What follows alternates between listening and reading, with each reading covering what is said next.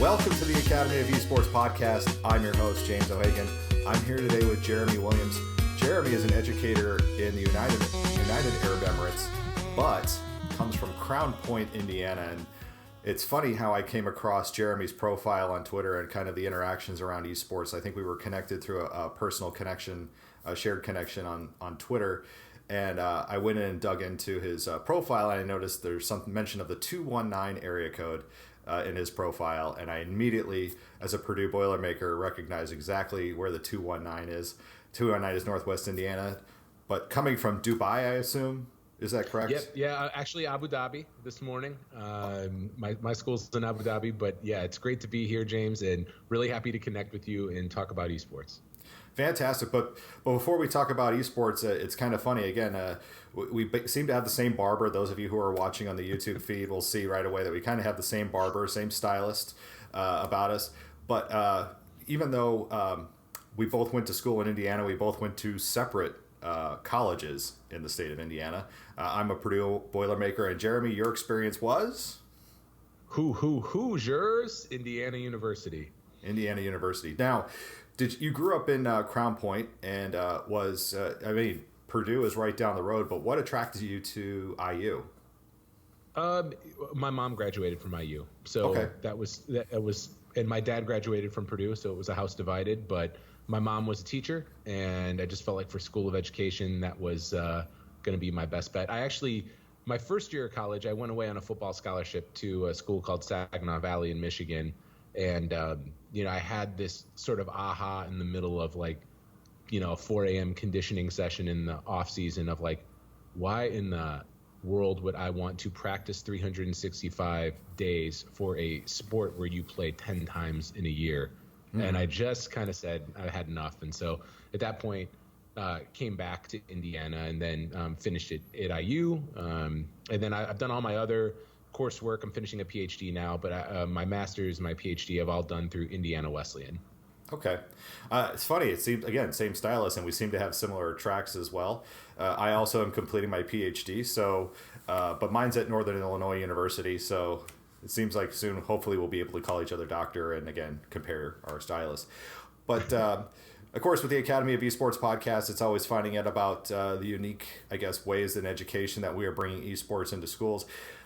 When I saw you were in the United Arab Emirates, that's immediately was something that I went, okay, this is a very interesting opportunity here to talk about esports and education. I have done a recent interview with people in Ireland about their esports experience. I talked to Staffordshire, but the Middle East is not typically what we would consider to be a hotbed of esports activity, but the United Arab Emirates is kind of a unique place in the Middle East in and of itself.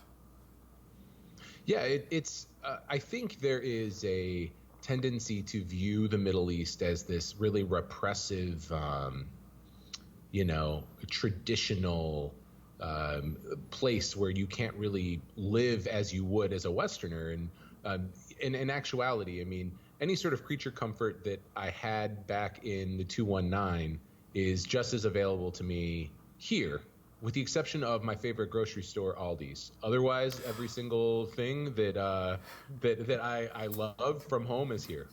I swear we're probably separated twins, because people who know me know my love of the Aldi experience, and even when I go back to California, I tell people of this place called Aldi, and like, well, we have Trader Joe's. I'm like, not the same experience. Yeah. And what's funny is I do look down on people who don't shop at Aldi's but could. I that is probably my one point of moral superiority when I meet people and talk with people. But no, so I mean, Dubai and the UAE in particular are extremely progressive, and they are very safe. It's a very safe country. There are Catholic churches in Abu Dhabi and in Dubai. I mean, it is not what I think people imagine the Middle East to be. And, the esports scene, there are esports conferences starting to happen. Girl Gamer is either last week or this week happening out here, trying to promote more women in esports. But at the school level, there are no school sanctioned teams save mine. So the story with me, which I think that's how we connected, I had found on Reddit this Dubai student CS:GO tournament. And with our esports program, we've started with CS:GO because we already had the everything we needed to do it. We didn't need to buy new PCs. We had a Mac lab, and we actually wanted esports to be a elective class in our school during our school day. So we started with CS:GO, and I had teachers that were really interested in this idea and kind of felt like this was something that, as a smaller school, we could offer that would make us a little bit unique, because schools are competing pretty aggressively for students. So, we started with CS:GO, and then on Reddit, I find the CS:GO tournament, and I just messaged the guy. I'm like, can I bring a school team? And the guy was like, yeah, cool, no problem. So it was in Dubai about a week ago, maybe a week and a half ago. And we took our kids. We took 5. Only one team. We have 2 teams, but we took one. And I get to the venue for the competition, and I'm like, who's the organizer? And this 15-year-old guy raises his hand, and so it was this student, and so now him and I are like, we're like buddies. We're on WhatsApp communicating to each other, and we've got a second tournament planned on March 19th in Dubai for student teams. And now we got 6 schools. So the first tournament, we had one school sanctioned team. That was my team. And then there was another group of kids that were on half term. And then there was this group of semi-professionals that played. They were like 30 years old and heavily tattooed. And our school team won the first match. And then I think they played, it was best of 4, and they won all 3 of the maps. Then they went and they just got like smoked by this team of really, really good players. I think they're called Eat Sleep Counter-Strike 2.0 or something. And but it was a good experience for my kids, like they kind of got the feel, the thrill of victory and the agony of defeat all within, a couple hours. But now really looking at trying to get more school sanctioned teams going here, because kids are playing, it's just the schools that haven't gotten their head around figuring out how to capitalize and get the enthusiasm going. So, my buddy Shiv, 15 years old, throwing this thing together, and he's the first person that I've found that's really interested in getting this going. So now we're working together. Now, let's backtrack just a little bit, because describe your school, because a lot of people may not even know what a school in the UAE is even like. Yeah, it's our school is an American curriculum school, so okay. U.S. Common Core standards. The students in my school, there's 600 kids from KG1 to 12th grade. The school's named Manor Hall, and they come from 46 different countries, so it's extremely diverse. Yes, so they're kids from everywhere, right? Because one thing that people don't understand about the UAE is that 85% of the people in the UAE are from somewhere else. They're expats. So the local population is extremely small. For us, the school itself runs like what I would say a traditional American school does. It has an advisory and a morning meeting. It has, sports after school. It has, your classes. Our secondary program is pretty progressive, and we really leverage the fact that there aren't the standardized testing structures here. And the goal of the school is to connect students to their purpose and passion. So, what we've done is lean into the passions of our teachers for the elective classes that we offer, and then find buckets that the government will accept it to be. So we have a fashion design class. I have a fashion designer who's one of my teachers. And she's really passionate about this. She's been doing it for a long time. So we have a fashion design class. We have only 10 kids in it. They're really, really the ones that are super passionate about this. But we code it as art on their transcript. So that's kind of how we play the game here. And similarly, esports is another one of those electives for us.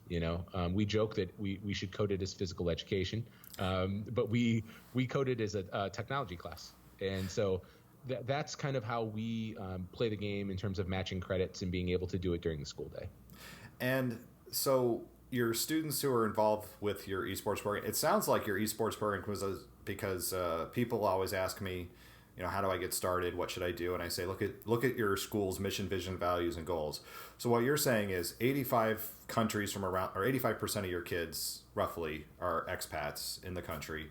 If they're matching with their parents. And so now you've got this this world language, I guess, that's being spoken through education. And one of the things that you're finding is esports, and esports matches with the things that you're trying to do. But in a country, again, in the Middle East, was there conversations that needed to take place? Was there education? I mean, even in the United States, CSGO isn't a game that we typically play at the high school level. So how did those conversations take place? What hoops or what things did you have to do in your school to kind of get that taken care of? Yeah, ironically, there wasn't a lot of sort of like parent sort of like education that we needed to do. Mm-hmm. I expect that that's going to start more now that they're competing. And now we've had 2 competitions in a month. But I would say that for us, we wanted to put our toe in the water, and we needed to start small because I don't have a massive budget because it's a small school. And so CSGO made the most sense financially for us. We only have 14 kids in the class. So okay. We have a demand much higher than that. And that was one of the things and one of the reasons that we chose CSGO specifically was because it's kind of a timeless game. Like, a lot of things come and go, but this game has been around for a long time.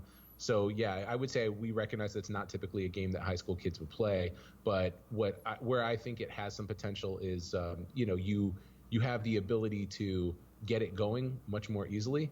Mm-hmm. There's a lot of Fortnite stuff happening, and I think if we would have had consoles or the ability to or have better gaming PCs, I think we probably would have went there to start. There's more stuff happening there. I think that we'll probably look for the younger grades of getting Smash Brothers going out here, and a league going for that for the middle school grades. So yeah, I would say that it was much more of a how could we start this in a way where we could actually support it and get it going. And parents they weren't opposed to it. I think it was not something where they had to give up a science class to take it. I mean, Arab parents in particular are really serious about math and science. Mm-hmm. You have 2 options as an adult. You can either be a doctor or an engineer. That's it. Those are the only 2 careers that are made available to you. But we just had kids that are extremely passionate about us. And the other thing is we have most of the schools in our area are 2,000, 3,000 kids. So when we're talking about basketball, soccer, these big sports out here, we often can't really compete because the scale of what they're offering and the amount of kids that they can choose from for a team is massive. Where in this, the idea of finding 5, and because esports is something that's starting to bloom here, it's not fully developed like I would say where it is in the United States right now. I just felt like we had an opportunity to kind of start something and get kids excited. And for me, the other big thing I wanted them to take away is that if you want to be good at something, you have to practice. And that's something that I feel like this generation of kid doesn't really understand. When I was younger, I played outside a lot. And we played basketball and football constantly. And I played video games constantly, too. Still a huge Madden player to this day. And the NBA Live games on Super Nintendo. I played a lot of sports games. But now, I don't feel like that because things have become so easy, accessing information, ordering a pizza, all these things have become so easy that I don't know that students get as many opportunities to really spend hours practicing something. So it just kind of felt like the right fit for us. And we have a social studies class that focuses on the 4th Industrial Revolution. So I would say we're pretty progressive as a secondary school anyways. Mm-hmm. So I just think it made logical sense for us to get started with this. Now, I'll just push on you a little bit, just again, back to the game itself. And I know that when I talk about esports, I talk about this is more than the game. This is more about the experiences that we can provide, the 5 reasons why we do it, at least in our program: redefine athletic culture, diversify opportunity for student participation, promote good mental and physical health, increase career and collegiate scholarship pathways, and honor play. But again, it's CSGO. I mean, it's a game of it's a counter-terrorist organization versus terrorists. It's planting bombs, and especially being in the Middle East. If a parent were to come to you and say, I love the idea of esports, but I have grave concerns about the game choice, how do you then have that conversation? How do you respond to that? And I think that would be something where we would just have to talk with our different stakeholders and figure out the best way forward. I definitely can see that and understand that could be something that could be a potential issue for us. I think for us, most important, number one, is to get esports going. And then the modality of looking at what games, whether we want to start something with League of Legends or we want to move into different things next year, I think is a conversation that we'll have to have, especially as we get more traction with what's going on. Okay. All right. Well, moving on to I guess the next ideas then is you obviously have your group there in the Middle East. You said it was only just a couple of schools. What has there been as far as outreach to, I guess, set up scrims with other organizations, other groups? I mean, it's 9:30 here. I'm in the Music City, Nashville, and you are in Abu Dhabi. Yes, right? Yep. Okay. And it's early in the morning there. So how are you able to get scrims with people against other schools across the world? Anything that you're trying to get through with that? That's been a massive challenge. I mean, right now what we have is the majority of our students are playing, in that class, there's 14, they'll go 5v5, and then maybe 2v2 locally. So that is an area of challenge for us. I mean, I think that it will, if it eventually evolves into more of an after school thing for different schools, then I think we have the ability to at least locally within the GCC, within Kuwait, within UAE, within Saudi, to be able to compete and play against other schools. But yeah, that's obviously a massive challenge for us. And to your point, it's 9 to 10 hours, depending on, what time it is in America. But that's something that we'll have to find more schools locally that are interested in playing. And again, to my ignorance, because you did bring up Kuwait and you did bring up Saudi Arabia. Is your school multi-gender? I mean, I know that there's perceptions or thoughts, or even some that are true about women and men mixing together in certain things. And in esports, this is one of those things where we can take down all these barriers. Would there be issues where if you were playing a school from, say, Saudi Arabia or Kuwait, is there going to be an issue of gender, anything like that? No, there's definitely some traditional mindsets. Like even when you go to like a doctor's waiting room, there's a men's seating side and a women's seating side, so there is that sort of gender separation. A lot of that stuff is changing though. And in school, most schools are becoming coeducational now. I would say in the UAE, Saudi, probably not yet. In Kuwait, I would say it's co-ed also, but you're seeing more of a mindset change and a shift to getting boys and girls together. You have parents saying, the future of work is going to be genders working together, and that's starting to change pretty aggressively. So no, there wouldn't be any issues in terms of competitions with that at this point.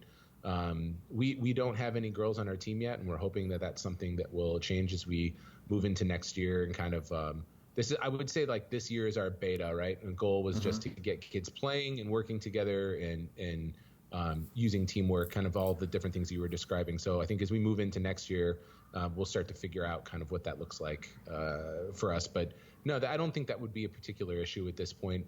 Maybe in Saudi, but definitely not in Kuwait or the UAE. And so this year, again, you're working primarily with 14 kids. Has there been any big takeaways, any big surprises, a story that you want to share, something that's kind of been like an aha moment, or something where you've gone like, wow, this is really kind of a powerful thing that I didn't even realize was happening in my school? Yeah, I mean, I would say that,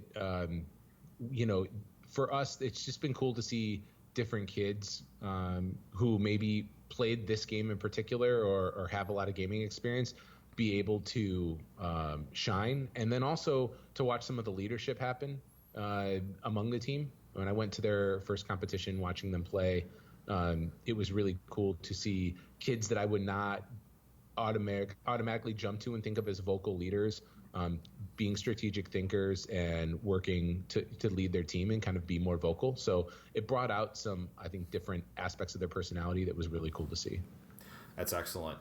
So as you said too, that you're looking towards the future. So this being the beta, what's something that you wish you could do differently going forward, or something that you want to address for, I guess, the next iteration of your esports program at your school?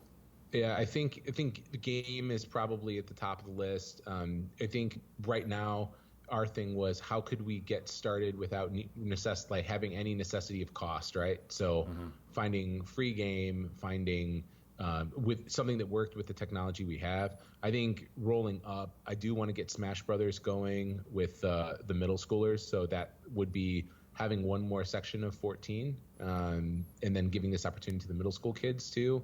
And then thinking about what game we're going to use at the high school next year, especially considering that I think that we'll have a lot more schools willing to play and participate. So I think that'll be kind of interesting to see where we go from here.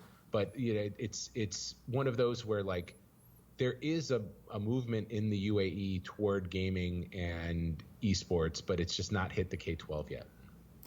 And you did say you hope to see it at other schools. Have you had the other schools in your area reaching out to you and saying, how are you doing this? What are you doing? And really ready to jump on board? Yeah, I've right now it's more of I have like different groups with principals and they're going, oh, that's cool. Do you have, can you tell me more about this? A lot of that going on right now. I think that schools here, especially in Dubai, it's extremely competitive for students. And so I think schools will be looking to try to find a way to diversify and to market themselves differently. And I think this is a good opportunity for schools to do that. And then we have like schools that are like asking their students, hey, are you interested in this game particularly? Because we have this tournament coming up on March 19th.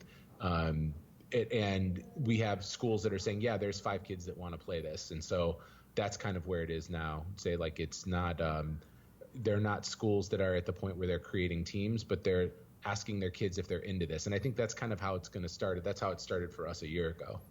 Perfect. And so I know time is of the essence. You're a leader of a school and it's your school day, and I don't want to take up too much more of your time because we know how surprises can always happen. Last question for you, and you kind of alluded to it a little earlier, so I'll just say, you say you play a lot in Madden. I also play a lot of Madden as well too. How are you feeling about the whole EA structure around microtransactions? And I go into Madden and it's like I can't find where to play the game.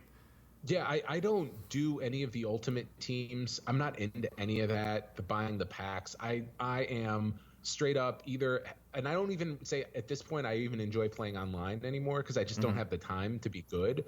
I would say for me, I like simming a season and playing like fantasy draft, create my own team, put the difficulty as hard as I can and try to make the playoffs. That's kind of where I'm at with the game. Like the story modes and long shot and all that. I'm not really into that. But EA, they're smart in the sense that like they have a constant product that will always sell, that they really have. They don't really need to do anything to it. They honestly could just maybe look at changing the game engine or making some updates, graphically, and they could ship it out again.